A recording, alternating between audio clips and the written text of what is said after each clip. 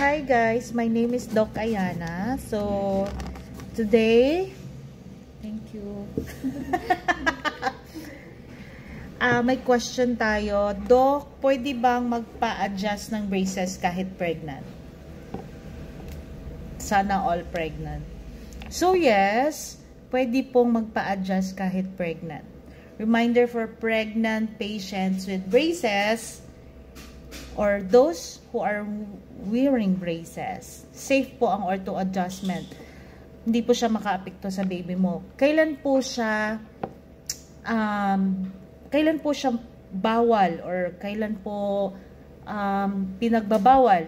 Kapag depende po sa kalagayan ng pagbubuntis mo, your OB will tell you naman. So, you have to coordinate with your dentist para makapagpa-adjust kayo or kung ano mang kailangan, kung pwede ba siyang ilak or something na may magagawa ang dentist para dyan. So, ang pinaka-komportable na magpa-adjust is second trimester. So, yun yung pinaka-most comfortable dental visits.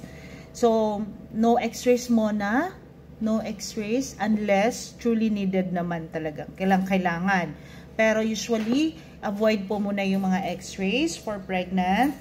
And of course, sa mga dentists, we keep your visit short. So, ibig sabihin, kung ano lang talaga yung gagawin natin, just to make you comfortable. So, yun, nag-a-adjust po tayo.